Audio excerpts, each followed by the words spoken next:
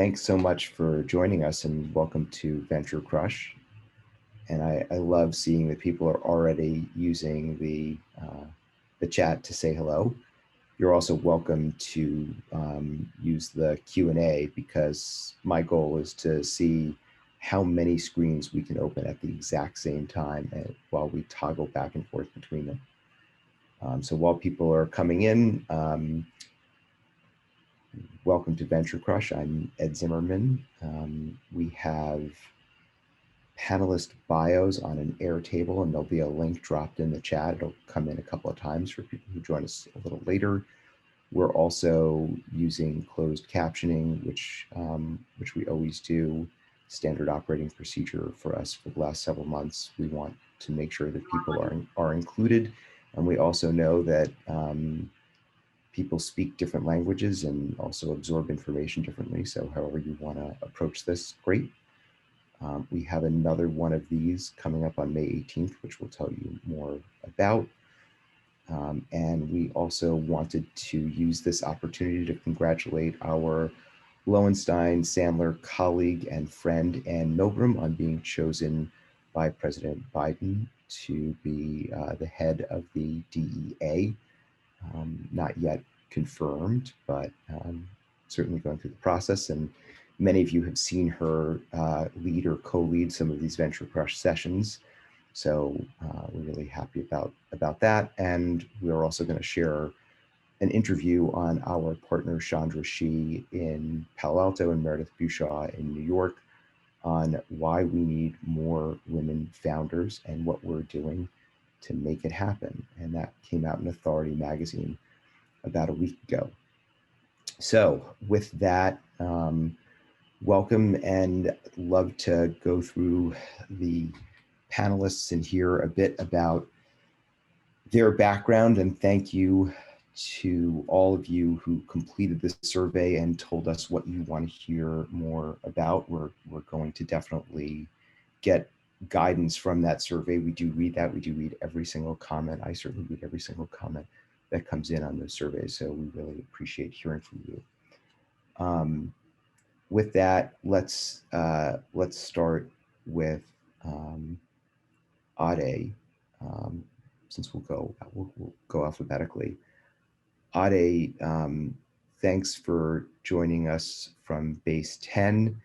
You're a serial founder. You have at least 4 academic degrees as part of the insane credentialing that you've gathered in your life. You've started multiple companies and are also the solo subject of a Stanford GSB case study, which we'll talk a little bit about. Can you tell us a little bit about what Base 10 is and why you started it? Thank you very much for having me, Ed. So Base 10 is an early stage fund based in San Francisco. And what we do is we invest in what we call automation for the real economy. We mean by that how the largest and most quote unquote old school sectors of the economy are going to be automated: agriculture, real estate, logistics, etc. We also call that problems for the 99%, because we think that the promise of technology is that it ends up touching everyone. And as part of starting the firm, we think that investing in people that look like the 99% should be a core part of what we do. Why I do it is a lot of fun. And I think I mentioned this to you before, but as you said, after starting a few companies and losing all my hair doing that, I said, okay, it's my time to help others go through that hair loss journey. So that's Base 10 in a nutshell. So, and do you think that you're the only venture fund that has a baldness thesis? Because a lot of venture funds seem to overinvest in bald men. So that can't really be your thesis. No, that is just a deciding factor at the very end. Okay.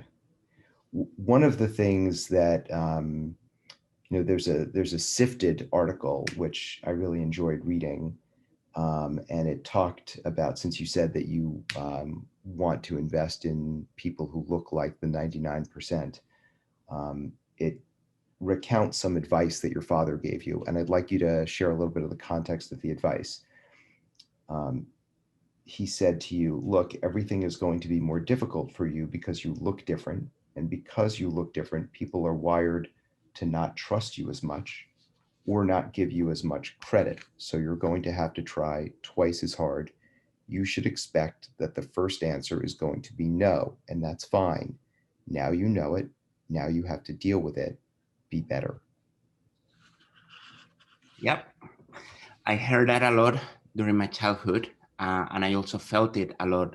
So to give everyone context, I'm half Nigerian, half Spanish, Nigerian dad and a Spanish mom. We spent the first 6 years or so in Lagos in Nigeria. Then we traveled all over, and we ended up in southern Spain, where I got the accent that has never left me. And my dad, who was born in the early 30s, he went to study in the UK and eventually became an engineer and an entrepreneur in Nigeria.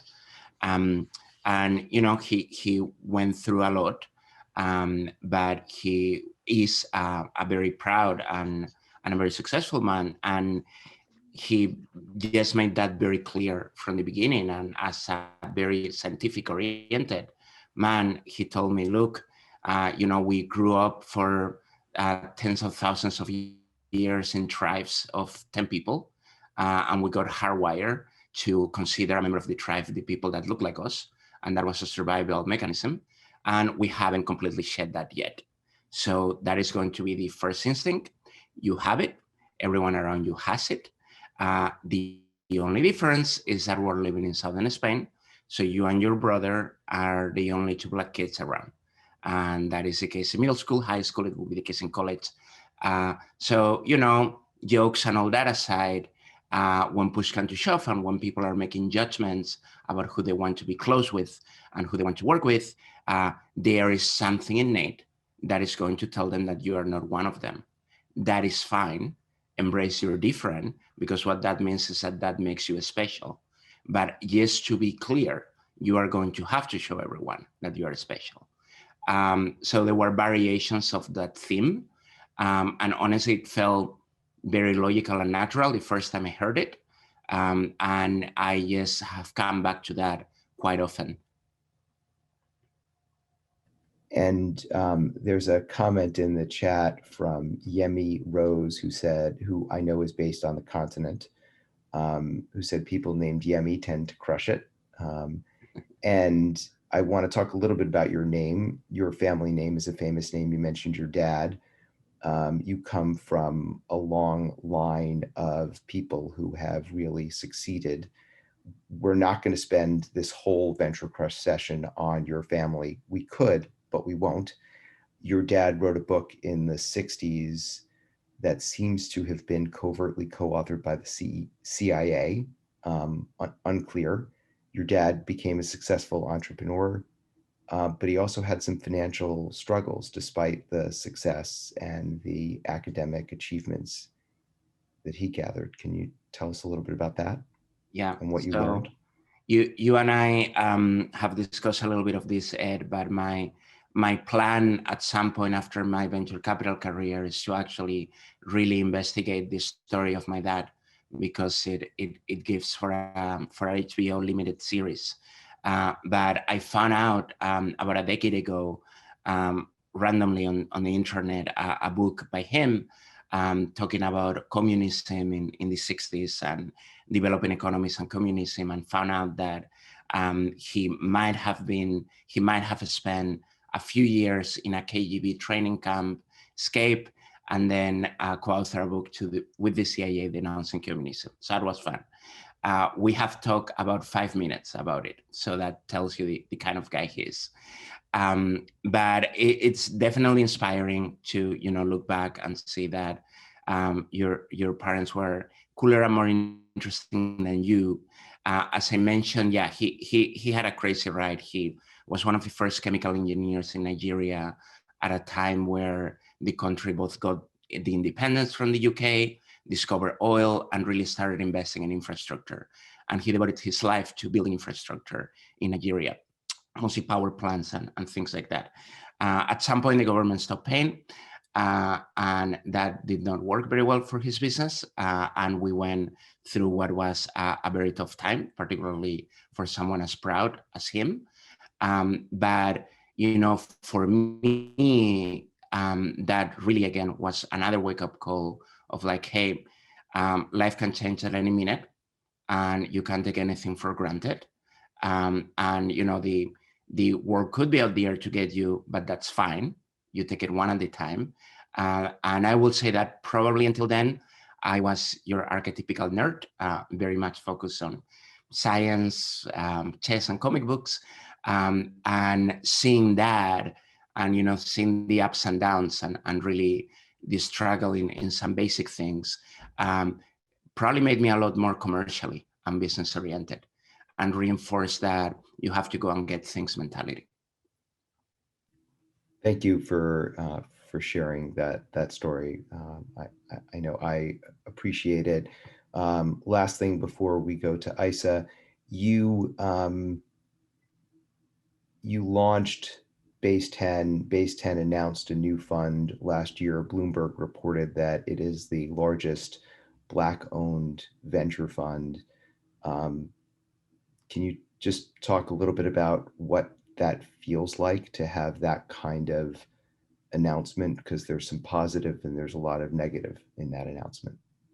Yeah, is interesting, and is still a journey. I would say that overall, the main feelings that I have are two. One is pride of being able to be out there, be doing what we do, and some people reaching out and being like, hey, love seeing this, is inspiring, and more to do. The competing feeling, main one is, well, we're not that big, and we're just getting started. So, this probably speaks to a larger problem. And I would say for me personally, having been someone that has spent time and have strong ties to Africa, Europe, and the US, the specific conversation about race in America and race in Silicon Valley has truly been a personal journey, because I came from a place where, again, me and my brother were a minority of two, and where race community or race groups weren't a thing because it's extremely monochromatic. And when I came here, I was surprised to learn a number of things. And then going from that, and started getting involved mostly on my personal life, collaborating with different organizations, to then realizing that institutionally and professionally, for most people, it was going to be hard to separate that from a core part of who I was and what I was doing.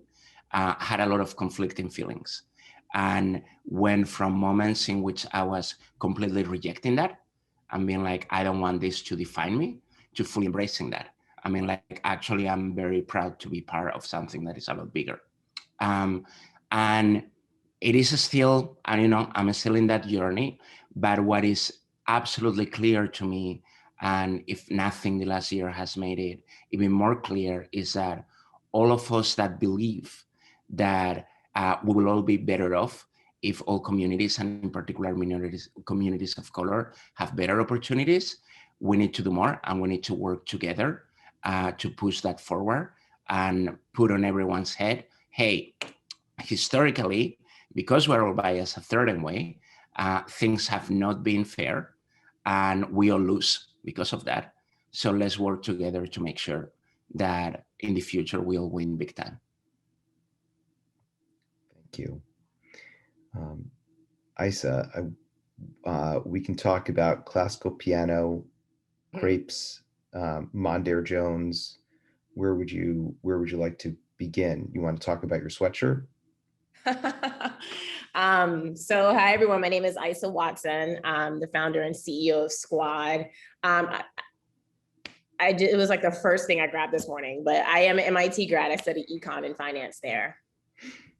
And I'm a lover of French wine. So Ed, I don't know if I told you this yet, but now you consider yourself informed.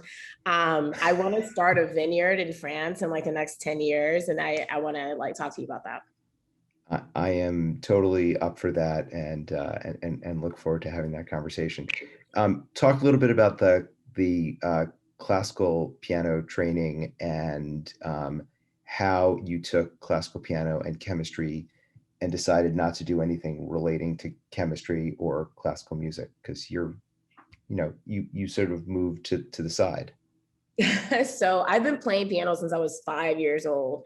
And I would say Chopin, Bach, and Beethoven are probably my favorite composers. And to be honest with you, when I was growing up, piano was the first way I really learned to express myself. I was a very introverted, weird, and socially awkward kid. So it wasn't like I was, out here on these streets, sneaking out with a bunch of friends and partying. I was like playing piano.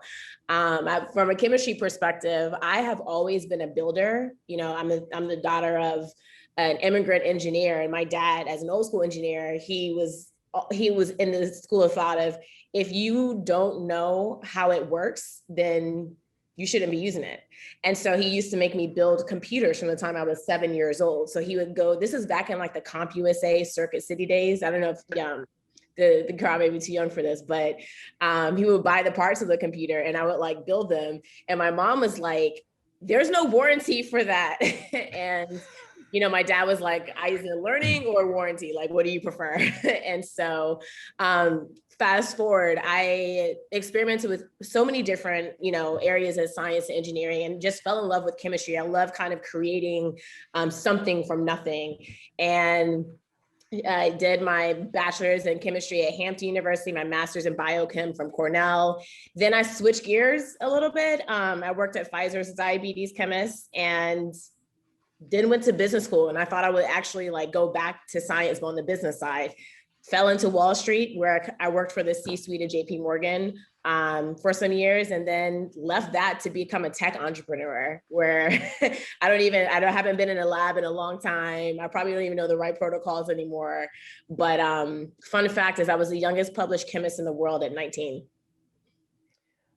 And that was while you were at Hampton? Yeah. Have you met so kudos on that. You're also a proud alum, or we're at least proud that you're an alum of our VentureCrushFG program, of which this session is a part. And have you met many other venture-backed founders who attended Hampton, Hampton being one of the preeminent HBCUs? No, actually, I haven't. In fact, I haven't met many venture-backed founders that attended HBCUs in general. I find that venture capitalists, and I know that there's some on the call right now, but I'm gonna just keep it real, keep it 100 with you guys. Venture capitalists tend to be some of the most pattern matching people on the planet. And so the kind of 20-year-old socially awkward guy from Stanford or Harvard that dropped out and decided he was too cool to attend class, those are pretty much the people who get funded. So, but I'm really excited I talk to a lot of HBCU alums, really excited to increase that number of representation in the VC backspace. Awesome. And the last Venture Crush AV that we did just before the pandemic, our featured speaker was Charles Phillips, and hey, so how are you? Who I mentioned earlier, was the co-host of that, and Charles is a Hampton alum and the son of a Hampton alum. Mm-hmm. So I met Charles out in the Hamptons at All-Star Code event with Christina Lewis. So yeah, he's really awesome. Awesome. Okay.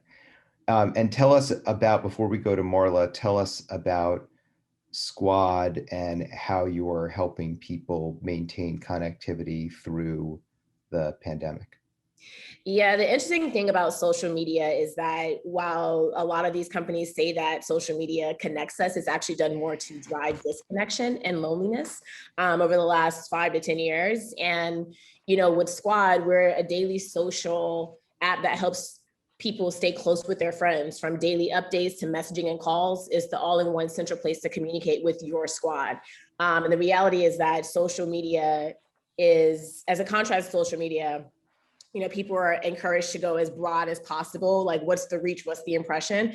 But people aren't really challenged to go deeper more consistently with a handful of people. And so there can only be 12 people in your squad that you're connected to on a daily basis. And so we're actually in private beta right now. So we've been pushing that out gradually. We're backed by some of the best seed investors in Silicon Valley, in addition to some amazing founders like Katrina Lake, founder of Stitch Fix, and Spencer Raskoff, founder of Zillow, or Stuart Butterfield is one of our backers as well. And so I'm really excited to revamp what social and connection looks like moving forward.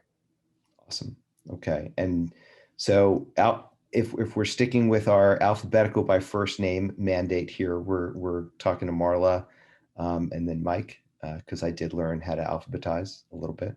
So Marla, fintech founder, worked in big financial services, and then SVP at MasterCard, and you recently took a new job. You want to talk a little bit, you've also been a VC.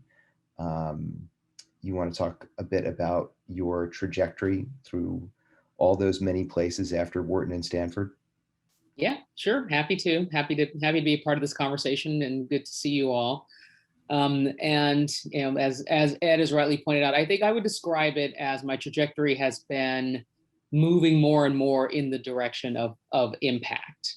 And I spent some time as an executive, and I really got an unusual opportunity to spend some time in the public sector and help build a federal government agency focused on consumer finance. And that was really the place where I kind of opened my eyes to thinking about what is happening for the total population, not just our customer base or these segments or people using product A versus product B, but really to think about what's going on all the way across the board. And that was what started me down the path then of building a mission-driven, before-profit business in the venture-backed business in consumer finance, and really focused on offering a fair shot at reasonable credit, bringing people into the credit mainstream. And from there, also kind of was a partner in a venture capital fund that was an incubator of FS Card as well. So got to spend some time on both sides, looking at raising the money for FS Card itself as the business, and then also looking at making investment opportunities at Fenway Summer, where I was a partner there as well. And that really moved me in the direction from there of swinging all the way into impact. So I was at MasterCard, Ed, but I was in the Center for Inclusive Growth, which is a philanthropic arm of MasterCard, and recently left there, and just literally last week actually started a new job as president of the Skoll Foundation, where I'm responsible for all of the internal efforts, all the programmatic work, managing the endowment, and building a mission-aligned investing practice. And that has been kind of the culmination of all the work that I've been doing, and swings me now fully, completely untethered from corporate life, and swinging me all the way into impact, full tilt. And I'm going to want to hear about we're going to want to hear about how you are planning to have impact with deploying foundation dollars. How did you get involved in the inception of the CFPB? Yeah, I wish there were a better story around it. I got recruited. A friend of mine was one of the founding people on the team, and he sort of said, like, look, I'm getting ready to build a government agency in this.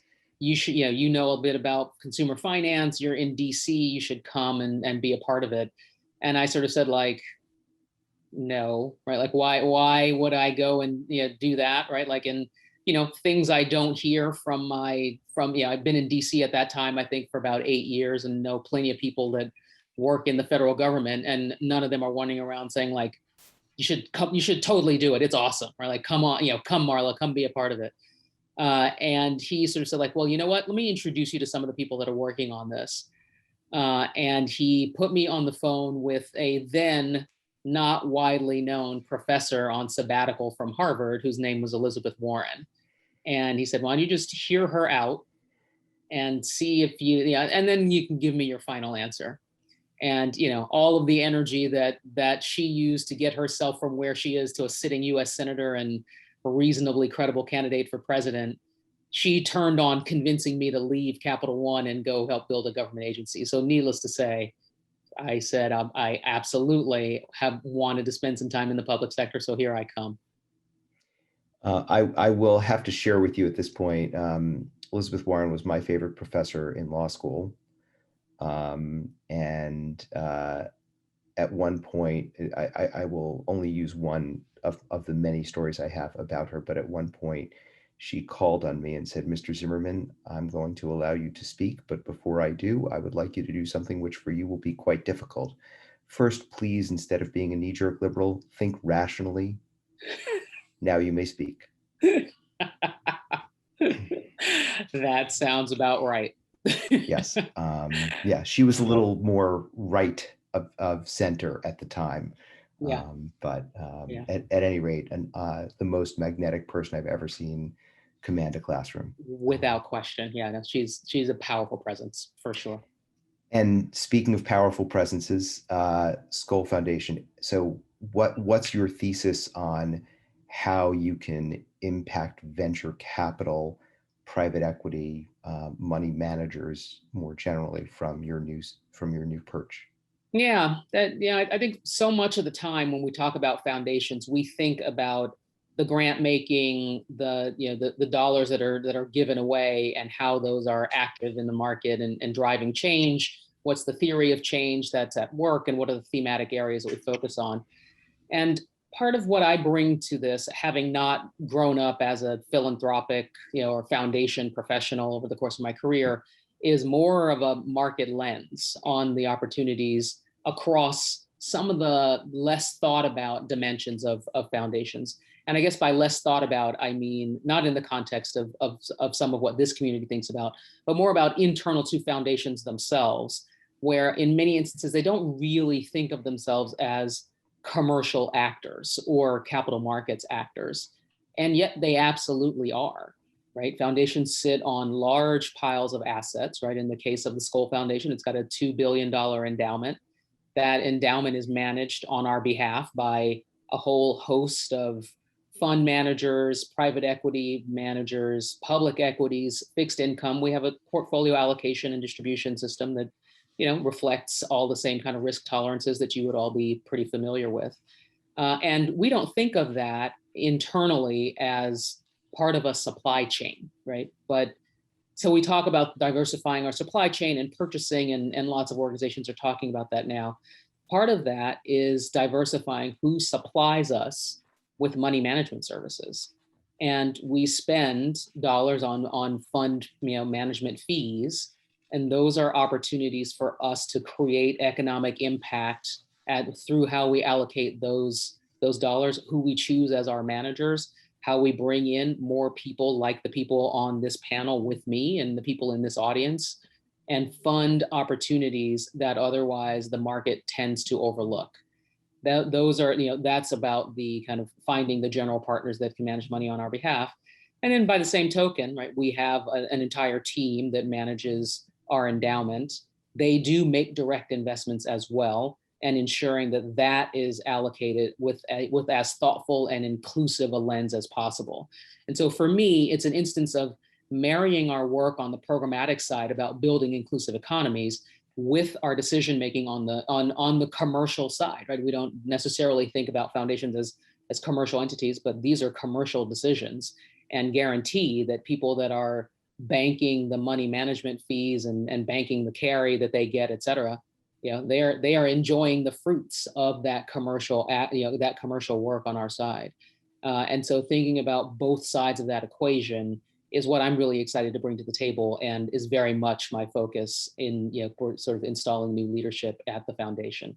So I'm really excited and interested to run a lot of tests and explore how to push the boundaries in this space, and then move this sector in thinking about it as well. Amazing. And even the questions you ask because you hold the checkbook for a Right. $2 billion foundation. And when I say the questions, one thing that I would encourage people who are listening today, when you leave here, one thing to think about is any time you ever ask for a list of references, please consider asking that list be substantially or majority or materially inclusive of underrepresented references, because it's a really important framing so that people understand that you want to see how underrepresented people evaluate them, whether underrepresented people are in their networks, whether they're doing business with underrepresented people, and if you actually make the reference calls, it will be network expanding. So just asking the question when you've got a $2 billion endowment behind you, that question can be, can be impactful. Absolutely right. Yeah. So with that, Mike, tell us a little bit. Isa mentioned Stitch Fix. You have a little bit of experience with Stitch Fix. You want to talk about your 9 years or so inside the company, and I know you're still on the board. Yeah, sure. Hey, everyone. Thanks for having me. Thanks, Ed, for having me. Yes, I was at Stitch Fix for 9 years. I joined when we were about 4 people. And it was probably, as I was looking to join an earlier stage company, a little bit earlier than what I thought I would join. But I was just enamored and super impressed with Katrina Lake, the CEO and founder of Stitch Fix. And so joined as chief operating officer, and then over 9 years did a number of things. I was CFO a few times, including the last gig was a public company CFO. I was actually CEO twice when Katrina had 2 kids and took her full 16-week parental leave, which was very, very inspiring for everyone at the company and outside the company that was aware of that. And I feel lucky. I mean, we went from 5 people to 9,000 people. We went from 0 revenue to $2 billion in revenue. And I feel like I was a partner to Katrina in helping build Stitch Fix. But what's more exciting for me is some of the stuff that Isa talked about, like, the fact that Katrina has invested in her company, the fact that there are women and Black people and brown people that have capital to invest in other brown, Black people and women. That's probably what I'm most proud of in terms of what a Stitch Fix can do. But so now I've transitioned from being an operator. I didn't have to go I went gray, unlike Ade's and Ed's other kind of hair situation. But I moved over to being a venture capitalist. Feel really fortunate. We launched Footwork just 2 weeks ago. My partner, Nikhil Vasu-Trivedi, and I launched a $175 million fund focused on Series A and seed investing, and excited to take on that part of our journey and that next adventure for me. And what will Footwork specialize in within Series A and seed? And congrats on the extraordinary first-time fund that you've just raised. Yeah, I mean, I'll touch on the second part first and then get to the first part. I mean, we feel really grateful for the LPs, including Ed, around the table that are investors in Footwork. I mean, we have a super high quality LP base. It did come together more quickly than we expected, which we're grateful for, but we're also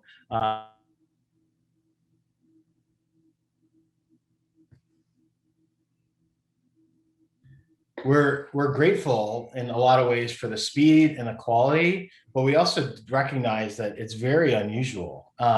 And to the point that you asked Ade about in terms of the size of the fund and the headline that he's the largest Black-owned GP, fund, like, it's kind of embarrassing that that's like a headline. And the fact that, someone told me on the phone the other day that $175 million fund where we're equal partners, and so Black check writers with a size fund that big is very unusual. Like, that's not something that any of us are proud of. So looking forward to hopefully being very successful so that there's like 10 of these stories and a lot more capital going to Black and brown people and women.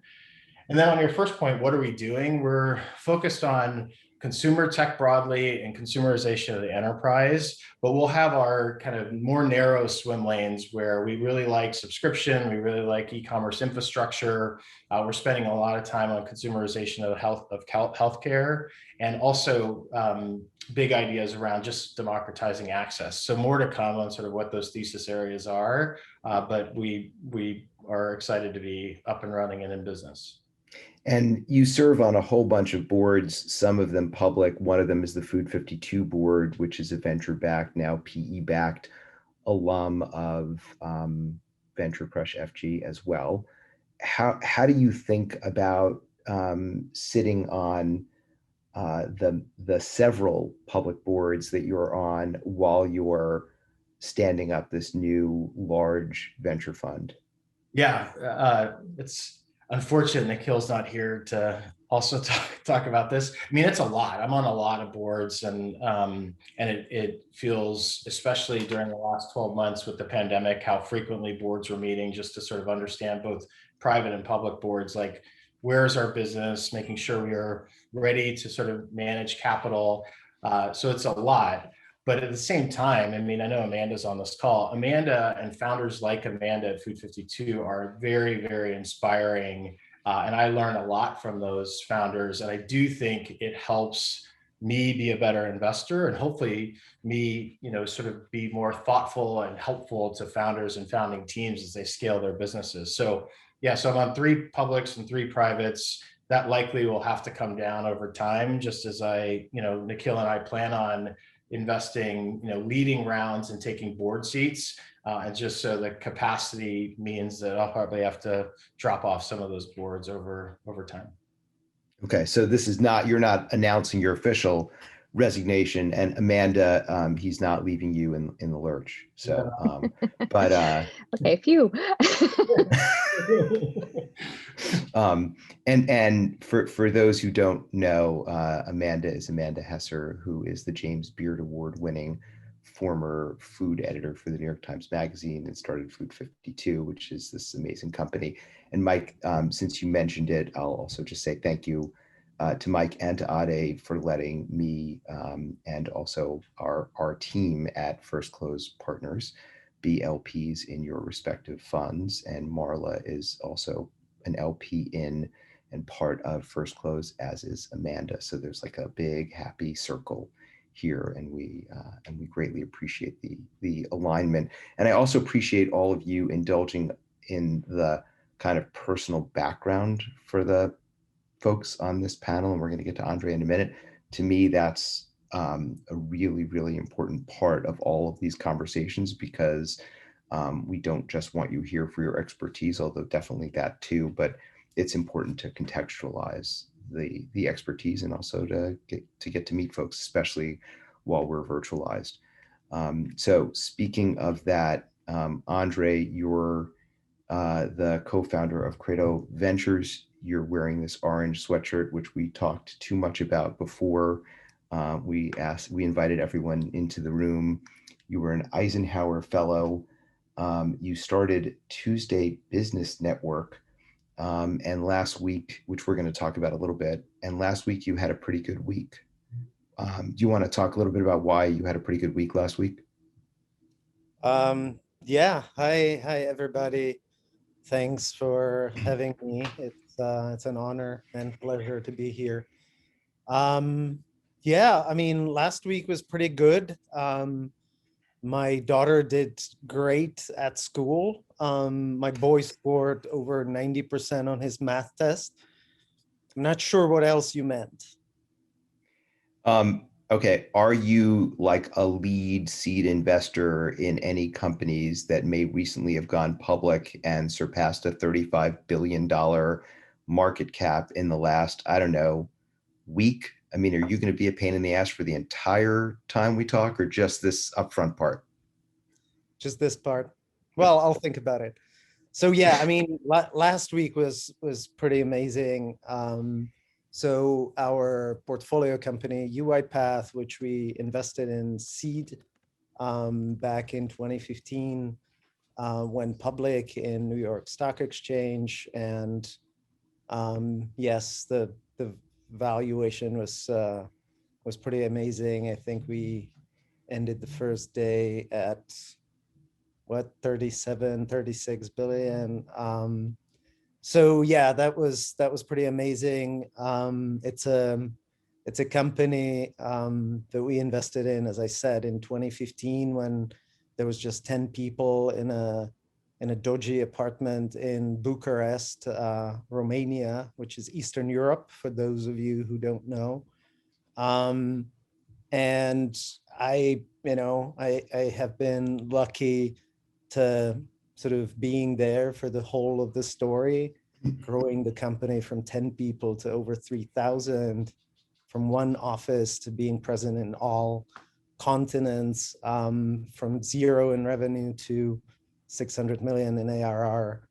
And, basically creating the most valuable Romanian company of all time, the founders topping the list of richest Romanians,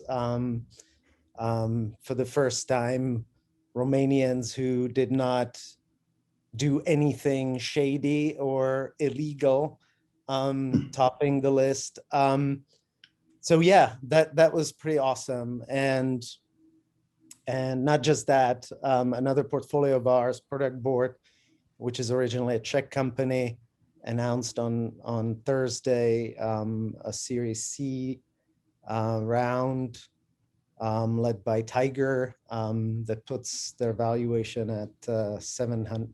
Well, actually, the valuation was not announced. Sorry, but the C round was 72 million. Damn it! I knew I would say something that I was not supposed to. So it was a pretty good week to sum it up, Ed. Yeah, no, that's and by the way, that was a deftly done intentional unintentional disclosure at the end there. I think that was fantastic. Like that is VC karate. Wonderful. So the UiPath story, which we've talked about, and by the way, thank you also for throughout this entire last year for co-leading one of the pods in VentureCrushFG, which you agreed to do early on and very generously, which we appreciate and value. The UiPath story is great in so many ways, one of which is for those of us who believe that talent and intellectual capital is much more evenly distributed than the venture industry would have us think. It is a fantastic validating point. For those who believe that European venture is actually really important and super valuable, it's a terrific validating point.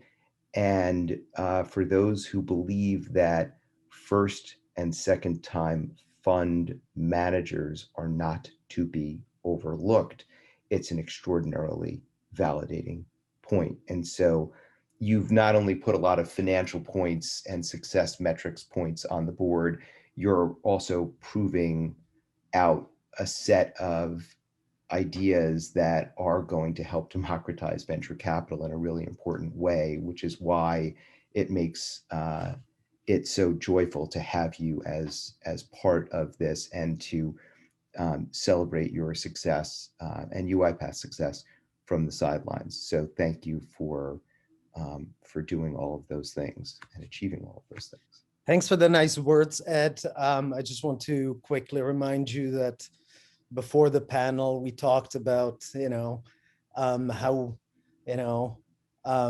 I am hoping not to be perceived as a one-hit wonder, and you've been just breaking this, so far. So if was I the one who disclosed was I the one who disclosed the valuation of Product Board? I don't think so. You're doing fine dispelling the one-hit wonder thing. It's good. It's good. Okay. Okay. Fair point. But I do want to talk. I was serious about talking about the Tuesday Business Network because you started a sort of tech community group in the Czech Republic a number of years ago. No, 2005 or something like that. Yeah. I mean, the story goes even more back in time, because it was actually 1999 when I was a part of something that used to be called First Tuesday, which was a networking series of events and a community globally, but mostly in Europe. And I was introduced to the people at First Tuesday, and I got to start the Czech chapter here. And after the dot-com bubble burst, First Tuesday sort of fell apart. And but some of us just went ahead and in my case, on the foundations of First Tuesday, I started something that I called Tuesday Business Network, which was a tech founders, investors,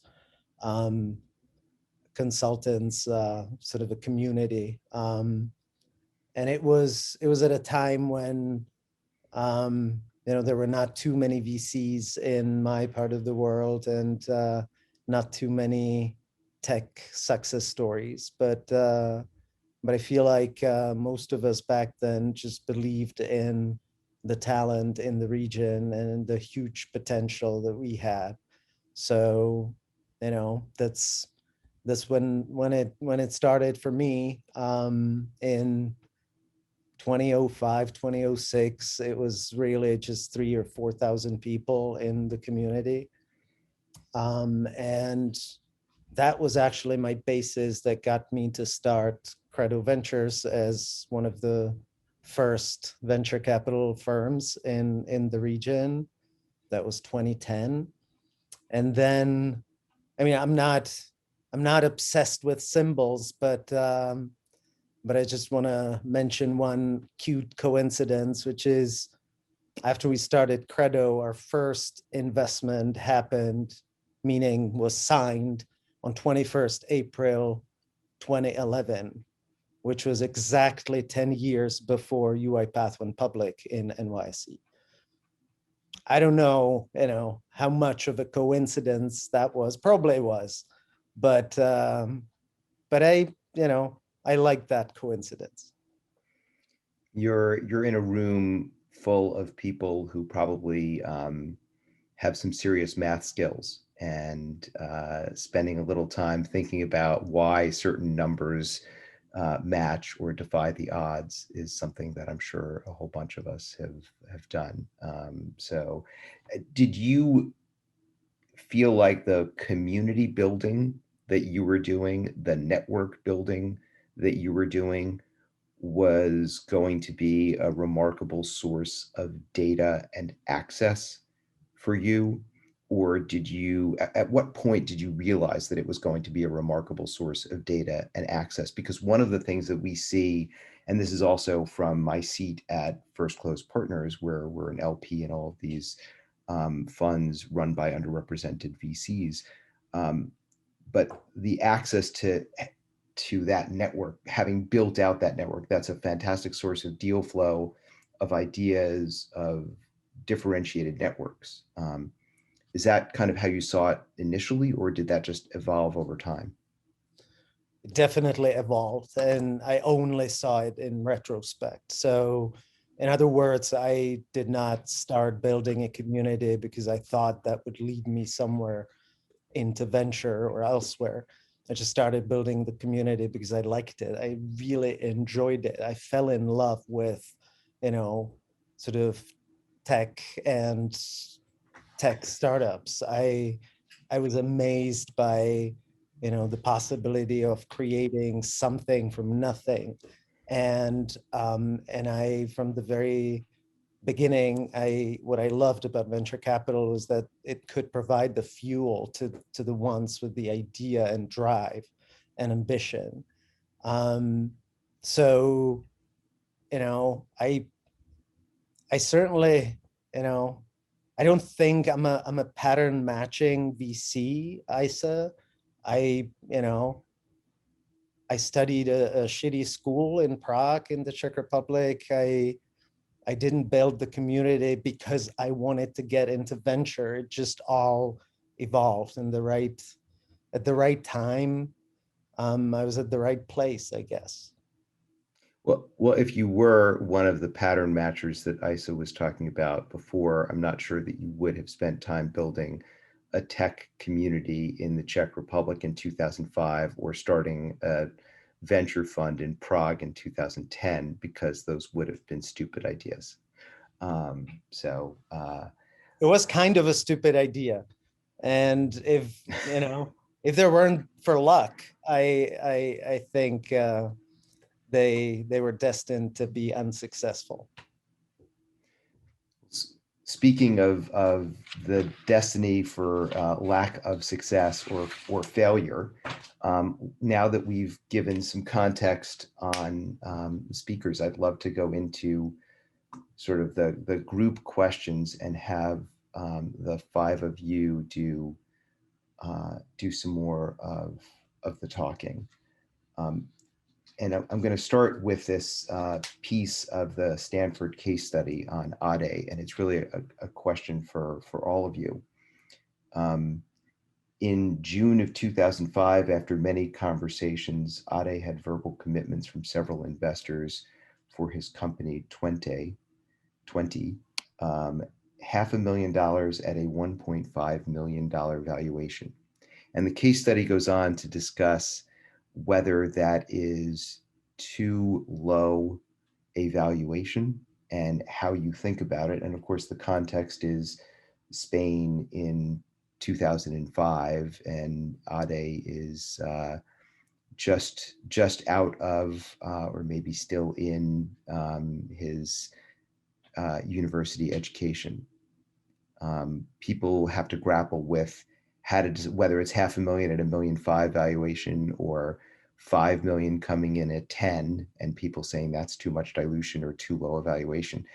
How should we be thinking about grappling with how much of your startup you give away at the earliest stage?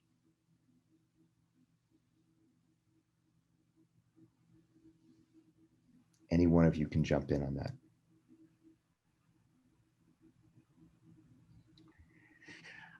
I'm happy to to begin with what I tell founders now and with what I thought back then.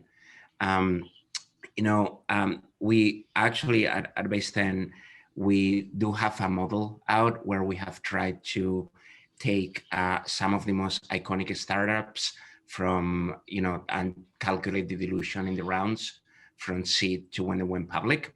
And one of the interesting things is that obviously you want to, minimize dilution in every round as much as you can. But it seems to us that a lot of the big dilution happens actually around the Series B, because, or at least historically used to, because that is when seed and A, there is or there was before this year only third end range at which they get done. But Series B, we found a lot of iconic companies that suddenly will jump way ahead of their peers. And suddenly we'll be raising 200 million, but only get, 15% dilution. And the reason I bring that up is because when I talk to founders about dilution, I'm like, match that with your plan and where you think that is going to take you, because sometimes you might want to take a little bit more now if in the next round you are going to be able to preserve a lot more value for the company. That is what we do now with a lot of data and Excel. In Spain in 2005, at 23, we obviously have no idea whatsoever of what we were doing. And we weren't pitching VCs, like they weren't formal VCs. There were some private equity funds, and these were some private equity guys that had happened to invest in a company. So we really didn't have a lot of options. It was existential. And our collective about 40K of savings were gone. So it was more of a binary decision. I'll chime in and agree with that, especially with that last piece, right? Is unfortunately, sometimes, you end up price taking when you're building a company, and you can't. It'd be great to have a competitive process and be able to play investors off one another and get the best deal, and preserve your equity, and also that has to be balanced against living to fight another day, right? Or being able to achieve liftoff at all. And in many instances, being able to, just being able to do that, right, was after going through multiple conversations, multiple rounds of term sheet discussions, and seeing term sheets get yanked, and all the part and parcel of being in this arena as an entrepreneur, where, in a lot of instances, some investors, right, treat this as a sport, right? They negotiate because negotiating is their job. They have all kinds of strategies and so forth. This is one company of X, right, in their portfolio. For the entrepreneur, it's company one of one, and that company existing and with more dilution than you like versus not existing is oftentimes the calculus that entrepreneur is up against. And so I had a guy that used to be. I don't know if people are picking that up, but used to report to me, used to be junior to me, and now has become like my mentor or something like that. Says to me, if somebody's offering you money, I suggest you plug your nose and find a way to take it, right? Because not always will people be willing to offer you money at all. If you can get to some terms you can live with, live to renegotiate the terms, battle them out, build a great company, and you will have the leverage to change some of that in the future. But it's a tough balance to strike, and like Adi said, actually, it's a lot easier to look at it that way in hindsight. In the moment, it feels pretty hard, but I think it's a critical give that you may have to make in order to exist. I had two quick things to add. I mean, one is it seems very self-serving now, being on the other side as an investor. Like, finding the right partner should be, first and foremost, versus being so valuation sensitive. But on the other side, what was interesting about our Stitch Fix experience is, I think every round we felt like we got diluted more. It was a lower valuation, including our IPO. And I think a benefit to us executing and operating was we both, Katrina and I both, and I think the rest of the company, had good sized chips on our shoulder to show that we're worth a lot more. And I think we worked harder as a result of that. And we also got more creative with the constraint of, like, we need to be in control of our own destiny, not dependent on capital as strongly as other companies. And, I'd argue we were one of the most capital efficient businesses to get to an S1 ever as a result of that. And I think it was painful to take lower valuation and higher dilution, but I do think we, had, positive consequences that might not be, that visible kind of from the outside. And along those lines, does it make sense to kick the can down the road on valuation, right? There are devices, whether it's a safe or a convertible note, instead of pricing your seed round, that enable you to say, we're not going to deal with valuation today. We may pay some price for using that mechanism later.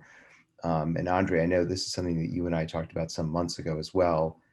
Does it make sense to try to avoid valuation if you don't like the news you're going to get?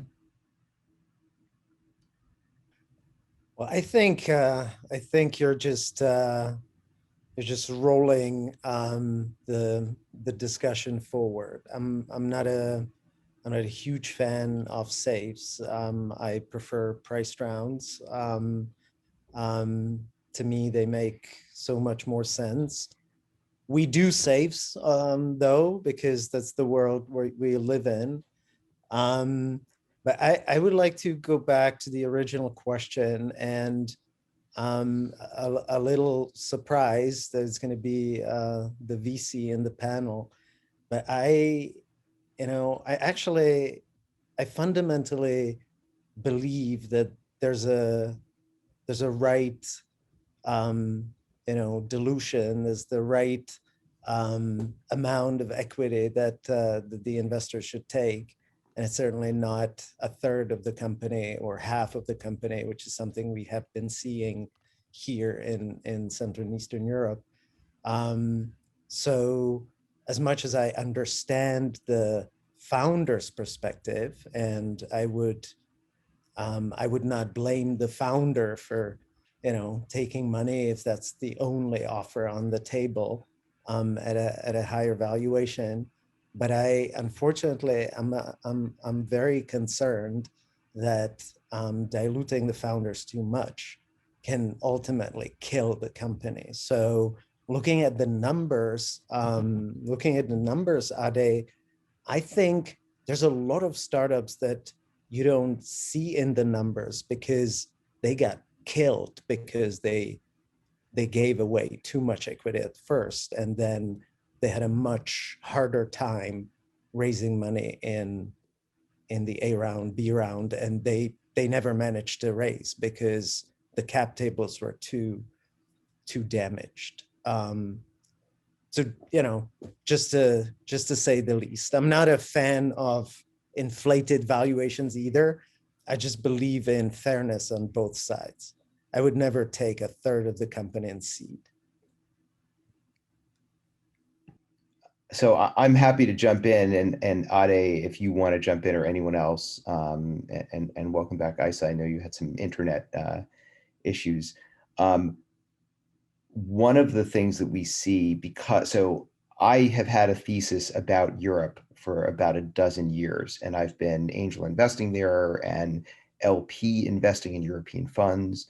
And one thing, and we at Lowenstein Sandler do deals there, lots of deals there. And one thing that we see there is that angel investors do get a third or 40% of the company.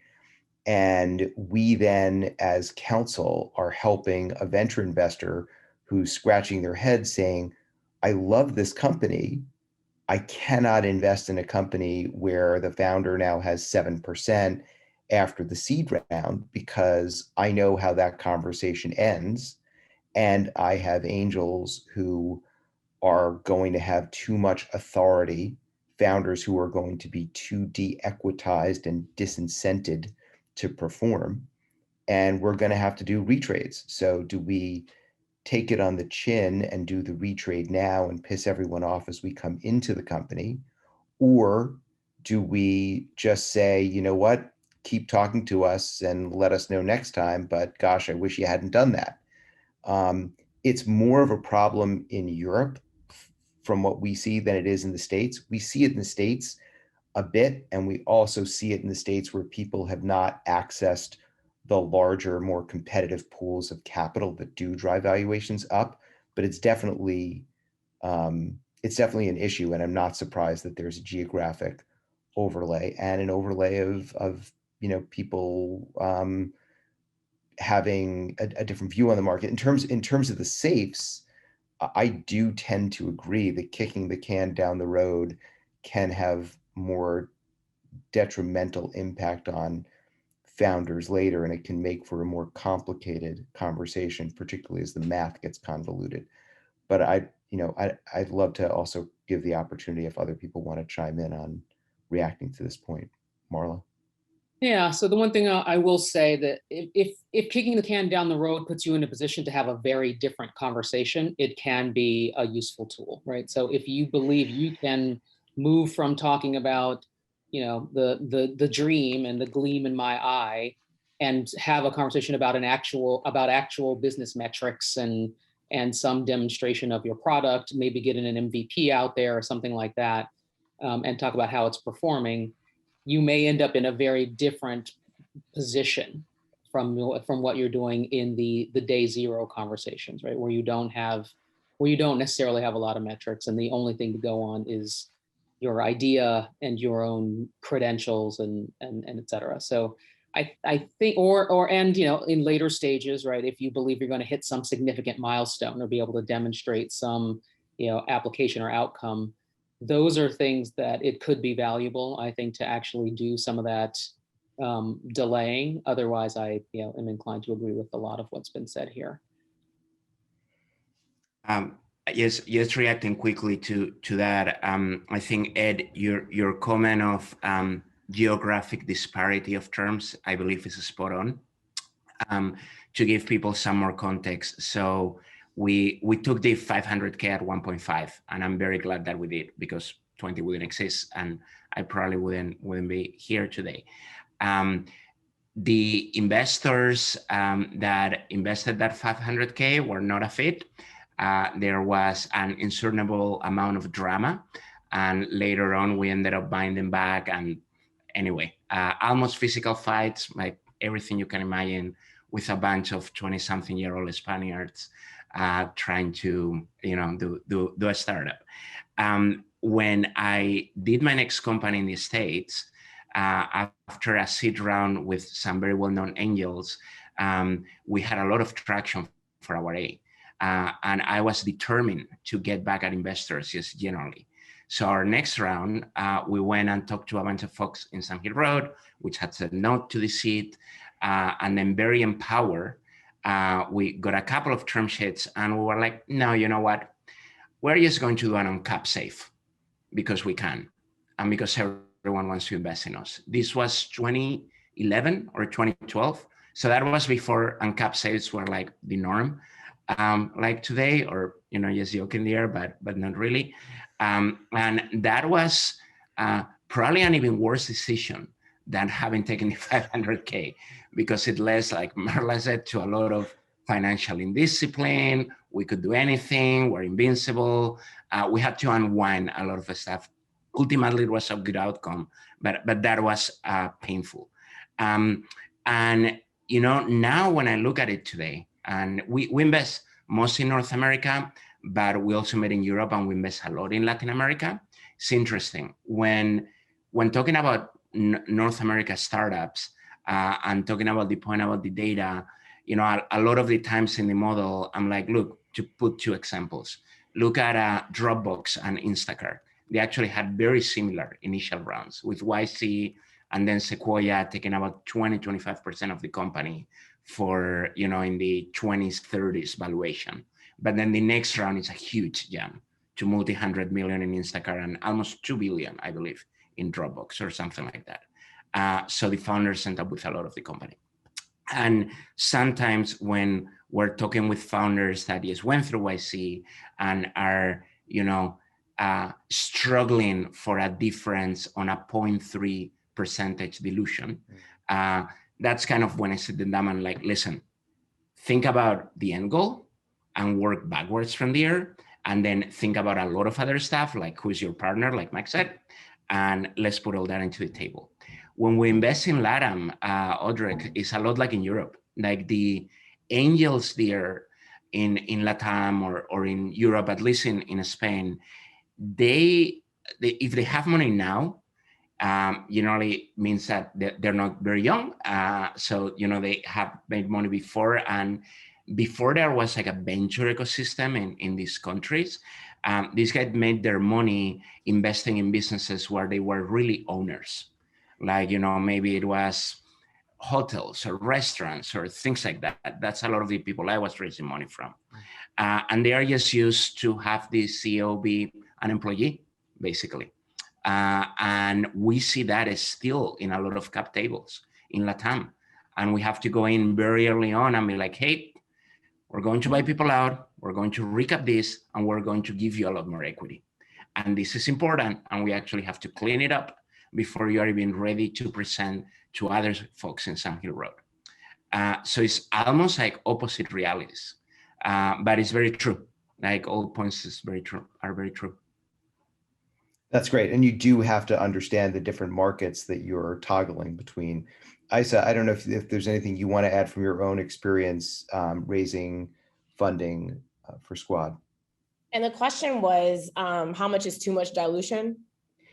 Well, that's where it started. It's evolved. But if you want to share some piece of your seed funding or pre-seed funding experience and what you Yeah, learned. I feel like one of the things that I not suffered from, but experienced was just imposter syndrome. You know, when I started to pitch endlessly to these VC guys generally. And so one of the things I found myself doing was just kind of like more so accepting, you know, a lot of like accepting some terms that were presented to me, some of which were not great. But the reality is that I had the right people around me who were looking out for me that were like, this term is shitty. Do not sign this deck. We're gonna like, do not sign this term sheet. We're gonna go do a different type of term sheet. So I think that for me, you know, and a lot of first-time founders, and especially founders who are check any of the minority boxes, I think it's really important to, you know, have the people that you can trust around you, to make sure that you're kind of sanity checking some of these terms that are presented to you. Because if I did not have that, I would have signed some really egregious terms. Just from this sense of, you know, I was like, oh, I'm kind of grateful to be here. I'm grateful to be in the room. Actually, the reality is that they're going to be grateful to us that we let them invest. And I think that founders have to have that mentality. Like, we're going to make them a shit ton of money. Sure, we want to, you know, get the right partnerships, but, you know, we have to understand our value as well. And so, I don't know, that's what I'll say on that part. Yeah, and that takes some intestinal fortitude, but also getting good advice and realizing the difference between the good advice and the advice. So, you know, Mike, you said something about capital efficiency and that Stitch Fix was really capital efficient. We don't usually do deep dive analysis into the numbers in S1s, but today's a little different because we really do have a tale of two cities in the room because of UiPath and Stitch Fix. So Stitch Fix raised, I believe, a total of $50 million before going public, which is a phenomenally efficient pathway. And consumer and e-commerce have typically been thought to be much less capital efficient than enterprise. So it's in terms of the amount raised. So that's sort of an extraordinary thing. And in UiPath's S1, there are all of these metrics. They're great metrics. But when you look at how much UiPath spent on marketing and how much Stitch Fix spent on marketing, it is astounding.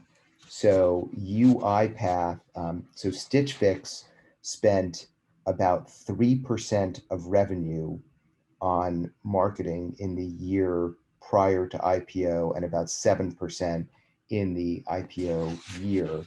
And by contrast, so 3% of revenue. By contrast, in the year prior to IPO, UiPath spent 144% of revenue on sales and marketing. In the IPO year, UiPath dropped that down to 62% of revenue. And one of the major components of that for UiPath was a decrease of $40+ million because there was no real travel and entertainment expense during the pandemic.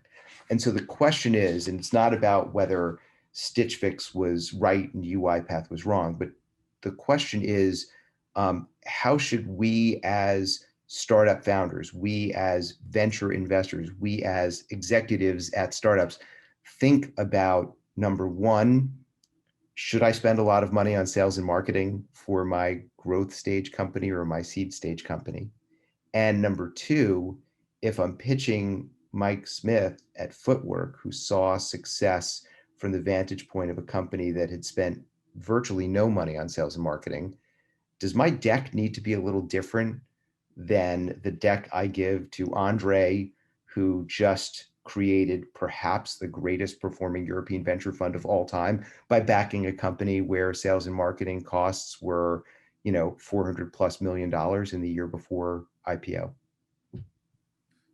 Yeah, I can go first. I mean, a few thoughts. One, obviously, there's very different categories and like winner take most or winner take all that do affect how you think about capital allocation. Where we spend, Nikhil and I spend the most of our time is just talking about capital allocation. Like, what are use of proceeds? Like, you probably will spend more time with us on unit economics of the business, LTV to CAC ratios. We go pretty deep quickly because we want to understand like how capital efficient or capital inefficient, just roughly how much capital you're going to need to get to your dreams, and actually how thoughtful the founder is about this at the stage that we're investing. I mean, if a founder hasn't thought about capital allocation, then for us it's problematic because we're writing $1.5 to $8 million checks, and so that feels like a lot of capital to us and on the behalf of our LPs. So we want a founder to be thoughtful about capital allocation. In Stitch Fix's case, we, I mean, this sounds so ridiculous, but it was true. We probably got to $500 or $600 million in top line with no paid marketing. So that a lot of that was just virality, tailwinds of the business, great product market fit. And we probably would have spent more than 2% or the 3% you highlighted the year before we went public if we actually had enough supply of inventory and warehouse space and stylists. I mean, it's a physical business. So we were somewhat capped by just the organic demand that we couldn't chase into on the supply side. So I think to come back to like how Nikhil and I think about it, we do like capital efficient businesses. We like businesses that can get to revenue and ultimately profit more than how much they've raised in capital. It used to drive Katrina and I crazy of like, whoa, this company just went public and they don't even have more revenue than they've raised in capital. Like that just seems absurd to me and her. But we do like businesses that ultimately we can see a path to revenue being higher than capital raise and ultimately profit being higher than capital raise. And so you probably as a founder will spend more time articulating your vision around that. You don't have to have all the answers, like it's an early stage company, but at least being thoughtful about being good capital allocators is important to us.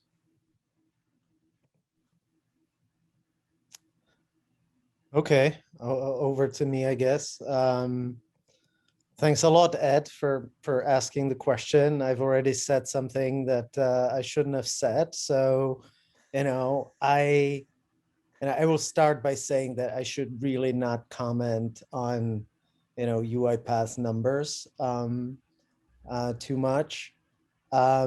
So let me try and stay in sort of general statements. And what I would like to say is that we always look at, at the particular company. And every company is a different story. It's different in, the sector, in the focus, in the target audience, in the go-to market. So it's very much different for B2C companies. It's very much different for enterprise companies. It's different for enterprise companies that sell via channels versus enterprise software companies that sell directly. It's different for the ones who have SMEs as target group and different that have, Fortune 500 companies. Do I push my portfolio companies to spend as much on marketing as possible? No, I don't. Was I particularly happy about some of my portfolio companies spending way too much on S&M at certain points? I was not happy. But again, it very much depends on the particular story, particular company at a particular point in time. It's very much different when you are in a market that's a very much pull market, and it's a very different for a company that's on a push market where you have to promote yourself and do a lot of marketing. And it's a very different for a company that's in a land grab mode, as for example, UiPath was, where it just may make sense. And I'll conclude by saying that when I invested, UiPath was putting 0% on sales and marketing.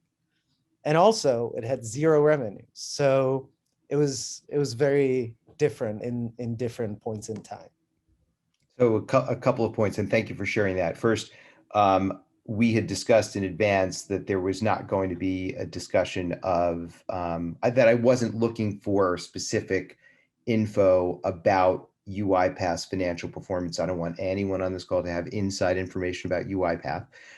Second, for context, UiPath's IPO year spend on marketing is literally 1% of its market cap.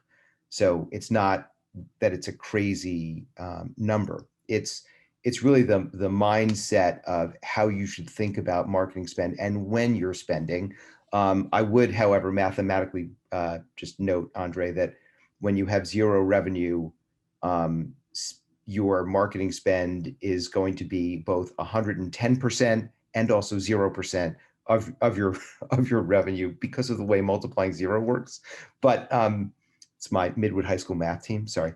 But I do think it's important to think about how you brand a company, what the competitive dynamics are, when it makes sense to do that kind of marketing, and how the sales flow from it. And your markets are different. There was a question about how the founder's brand plays into your early stage funding, because you haven't really marketed the company, but the founder does have a brand, or maybe doesn't have much of a brand at seed stage.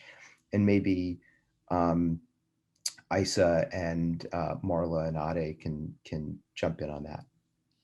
Yeah, it's interesting that you bring that up, Ed, because I spent a long time getting rejected by Silicon Valley until I was accepted. And now I'm at a point where as investors tell me, like, my reputation precedes me. Generally, investors have heard of me and heard of Squad and the work that we're doing before I step into a room. But it just took a lot of just consistency with, and fortitude and the ability to, it's never about like when you're knocked down, it's about how many times you can get back up. And as long as you can get back up at least one more time that you're knocked down, then like we're making progress. As far as founder brand, one of the things I think is really interesting is that, I think that's something that, there's founder brand to the investor, and then there's founder brand to like the consumer and to customers, right? And so I think that those two things are distinct. To the investors, I'm actually not as concerned about my brand with them. Like, I'm going to make them a ton of money, so they should just like chill out. But, as far as like the consumers and, the outward world, that's something that people, it's like MySpace Tom, that was a huge brand and a huge part of like MySpace. But then you look at like something like Stitch Fix, I don't think people really knew that much who Katrina was until like a year or two before they went public, right? And that worked for them. Clubhouse, not many people outside of Clubhouse know who the founders of Clubhouse are, right? And so I think that it's really important to make a determination of when that works for you and when it doesn't. The one thing I'll say with Squad is that, it's really important for Squad's brand to stand on its own. And I think that there's been a lot of, kind of magnetism towards me, like online, and asking me to speak to all these different things. But, it's my job right now to kind of take a step back personally, so that Squad's brand can actually stand and evolve on its own. And that was a decision that, I made with our comms person and a number of other people. So like I said, I think it looks very different for different companies, and, really, really up to the founders to evaluate when that, how to approach that. And I know that Marla and Andre turned into pumpkins, which is, I think the sweatshirt was foreshadowing, at exactly 1:30 New York time. So I'm going to give Marla the last word. We'll then go to Ade, and then Andre will disappear magically, and I'll just give concluding comments for 2 minutes or so over. But Marla, over to you. Yeah, so thank you. And I'll keep it quick. I think, what Isa said is exactly my experience. I have not done it a second time, but I can already feel that how different it would be if I were to go about trying to raise capital after having done it once. Mm-hmm. And it is a brand. It is about being more widely known. But it is also about having a much better understanding and echoing kind of what Adi was talking about, doing it his second time. you know a lot more. That doesn't necessarily guarantee anything, but it makes you a lot better at being able to be strategic and be thoughtful. But having a brand and being a known entity very much makes this a very different calculus the second time around. And I think Isa said it quite well, right? Like it is not, it's not the Marlo Blow show, right? Like you're building another company. So it's not, just being around, kind of walking around, speaking to everybody and talking about all, accepting all the invitations that come. But in terms of access, in terms of willingness to take that initial risk and write the check in the day zero days of building a company, it is a very different ballgame doing it the second time around. And I think most people will say they've made the majority of their money on their second company or third company or something like that. It's pretty tough on the first one. So yeah, pluses or minuses around that, but that's where I'll leave it. So I will say thank you so much, Ed. I have really enjoyed being a part of this. It's fantastic. Thank you, and I'll see you at the next Black Women Talk Tech Board meeting, and we'll catch up elsewhere. And Andre, thank you so much a lot. for Thanks joining. a lot, guys. This has been fun. And got thank it you. right. Yep. Bye. And Ade, I'm going to give you the parting shot here, unless Mike wants to weigh in. But is that the same when you were raising your fund, right? So your next you actually started two companies after Twente, right? You started a rideshare company, and at the same time, you started an identity company. And then you started a venture fund at Workday, which acquired your identity company. And then you left and started Base 10. So you founded so many things in such a short period. How much of that is personal brand? So I will echo something that Isa touched on before, which is imposter syndrome, because I do think it relates to this building your brand as a founder. When I was pitching my identity company, Identified, for the first time in Silicon Valley, I did a practice pitch with business school classmate who is now a GP at one of the best known firms, and he was already working there, and he's a good friend. And after he had me pitch, he sat me down and he said, okay, my friend, you're in Silicon Valley now. If you want to get anywhere here, you need to turn the arrogance by 20x. And I said, what are you talking about? Like, arrogance is not a good word. And he said, you don't get it. It's like people here like walk into the room with the confidence of like, yeah, I'm doing this and I'm killing Apple. And you are here like almost apologizing. I'm being so grateful for having the opportunity to talk to the partnership. That does not work. And you have to change your mentality. That has taken me a long time to embrace. And, it still feels absolutely unnatural. But it is true that, we are in an industry where a bunch of young, inexperienced people are saying, I'm going to completely transform the way society works.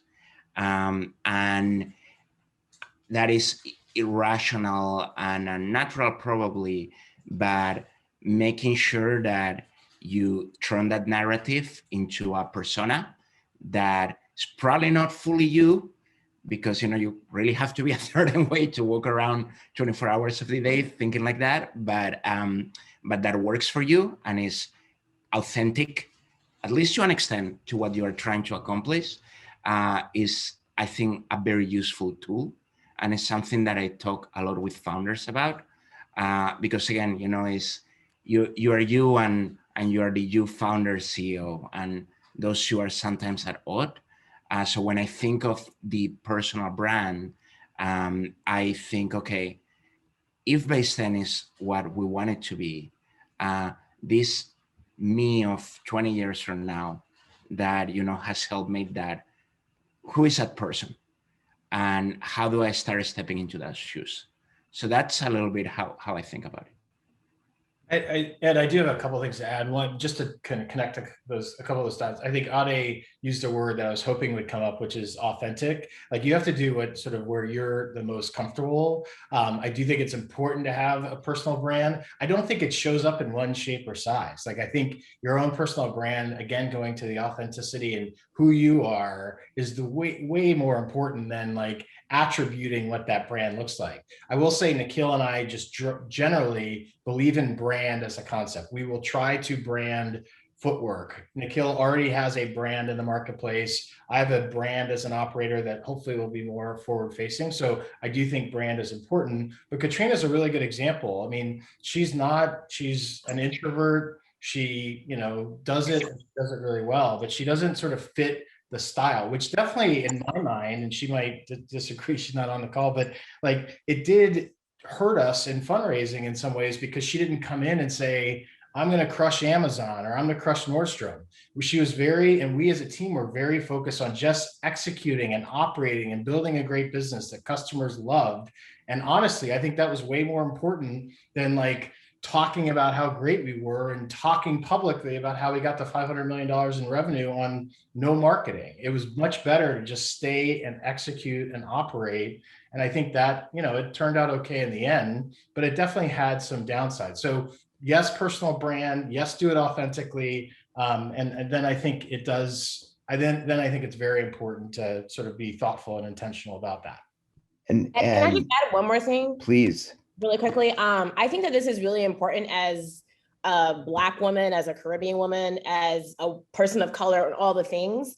I used to think that I had to be like these guys. I used to think that I had to be interested in the same things that they were interested in, talk the way that they talked, and all the things. But the reality is that, I think that, it's easy that imposter syndrome, it's very real. And I think it's super important to show up as yourself and to feel comfortable doing so. I will say that my relationships with my investors have definitely strengthened as I've just kind of been more comfortable in my own skin and comfortable showing them who I am. I don't talk the same way they talk. I don't like the same things they like. But you know what? We're human and we have like fundamental foundational similarities. And I think that's all that matters. So that authenticity, I just want to make sure that people take that like very, very literally, like totally show up as yourself. And I think that, it's easy to feel like you may not be accepted, but that's a risk, I guess. But I've always seen it come out,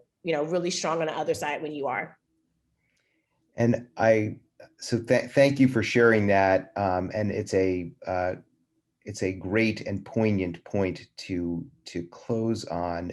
In the chat, Toyosi has given an interesting comment, which is, I wonder if there's a correlation between what Ade just mentioned about, quote, turning up the arrogance by 20x, which I know is a phrase that a number of us will walk out of this room pondering today, and the reason that especially underrepresented females, face funding challenges. I don't wonder. There is a correlation. It's remarkably clear that there's a correlation. It's remarkably clear that we've just been through a political period where repeated chest beating and lying and bloviating has led people to just accept as truth what has been banged into their heads, despite the clear lack of veracity that underpins those statements. And it would be great if people stopped optimizing for that. It would be great if we had a shift in the culture in venture around that, and if we had a greater sense of that humility, and then we didn't have to be battle ready in our armor talking about dominating the world and destroying Amazon, etc. We're definitely not there. And I think that part of, and I know that this is something that Squad also talks about, having a cultural EQ and understanding that some people are not going to talk about how amazing they are all day long. And that doesn't mean they're not amazing. It doesn't mean that they're not financeable. And particularly, this goes to that pattern matching point. So I'd love for us to be able to see past some of that chest beating bullshit into these are great people, even if they don't walk into the room and tell you how great they are. And it pains me a little bit every time I talk to founders and they give me the 5 funds that they want to talk to. And those 5 funds are, quote, tier 1 or top tier or the biggest brands in venture. I'd love to get past that. It is definitely part of what's out there, and part of how people think about it is, building their brand. But maybe we can see past people who talk about being top tier all the time and see things like Andre sitting at his desk in Prague 10 years after having built a Czech Republic tech network and invests in in the seed round of a company that's going to be worth $40 billion only 6 years later, right? That's extraordinary. And that's also overlooked.